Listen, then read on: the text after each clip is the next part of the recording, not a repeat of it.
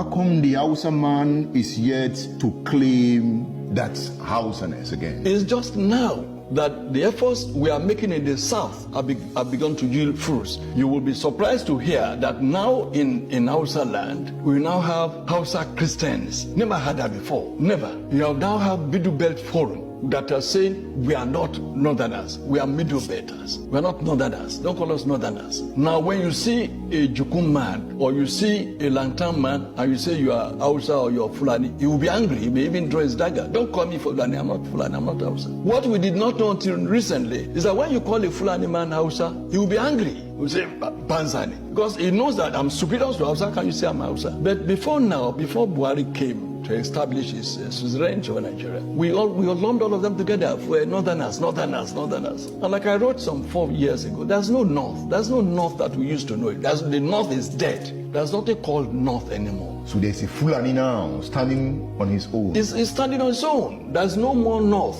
If they try any war today, oh God of mercy, the kind of cohesion you had in the army, the military in 1966 will never happen again in this country, if there is a country at all. You will not find a Hausa soldier now, an Igbo soldier going to Enugu to kill a fellow him. You will not even find an Igbo soldier coming to Ibadan to kill a Yoruba man, or a Yoruba soldier going to Enugu to kill an Igbo man. It will not happen again. So the Lantan people, the Benue people will never ever allow themselves to be used by any Fulani mischief maker. So if I'm getting you right, your argument is that the Fulani hegemony has been broken. Dead. If the Fulani hegemony has been broken, yes, does it mean that the social structure of Nigeria is about to witness a very hard hit that will lead to a new Nigeria? Yes, for those who agree with you to the extent of the fact that there are still some people who want a Nigeria, a group that I don't belong to. But for such people, yes, with the weakening of Fulani hegemony, there could be a Nigeria that will integrate the Soba Fulanis, the town Fulanis, and still reconstruct, rebuild, and then have a Nigeria that should be. But I, as a person, as Toladini, believe that it will take probably 1,000 years to change the mindset of a Fulani person whose philosophy is kill, maim, rape, send away people from their land and let me occupy it. That is the bush Fulani. This is the bush Fulani. Not the town Fulani. Not the town Fulani. And the town Fulani is more in number. No! The town Fulani is less than 1%. How did you get that figure? Oh, go and find out. Let them allow a sense. Who are the town Fulani? There are very few. The ones who have in Abuja, or the few that dot spaces in Sokoto. I'm sure that you know that Sokoto, as we speak, is not a Fulani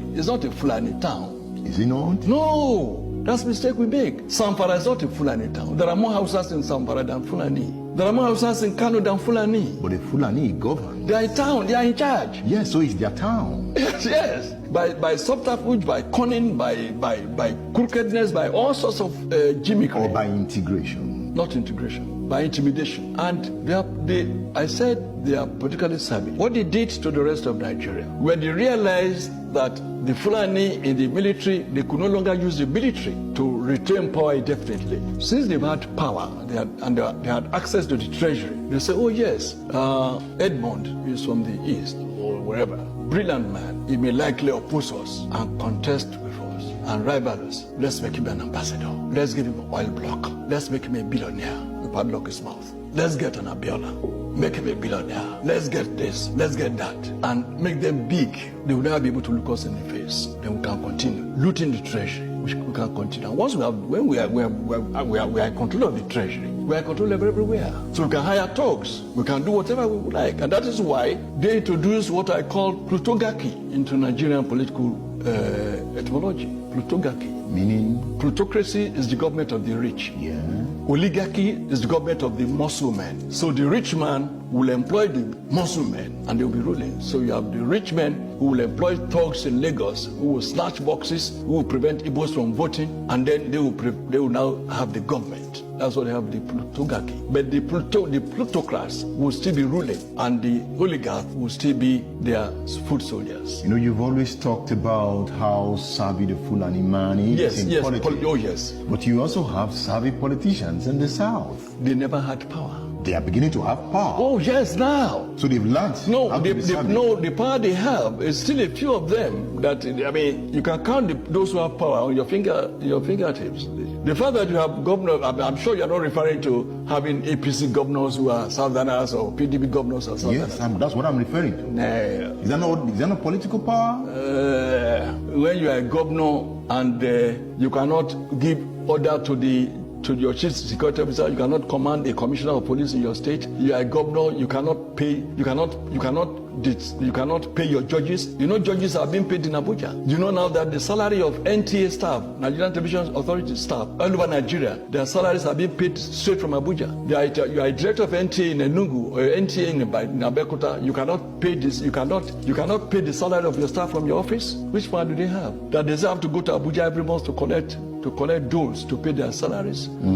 So when we say some of them have power, you have some who have occupied position of power, but they are still just in office. It's only a few of them that are now trying to assert themselves to return, because now they've been pushed to that level by their people. Look at the case of Amotekun now. God save the soul of any Yoruba governor that will publicly go to the street and say, I don't support Amotekun. He knows that his parents will be killed. He knows. No Yoruba governor will publicly say, I don't support Amotekun. Now, before we round off, there is the Fulani question. Yes. There is the Igbo question. Yes. And there is the Yoruba question. Yes. We have been discussing the Fulani question. Yes, sir. If we don't resolve this question, we will go our ways, right? Yes, certainly. But we can answer this question and build a one Nigeria that you don't want. It is possible. Nothing is impossible.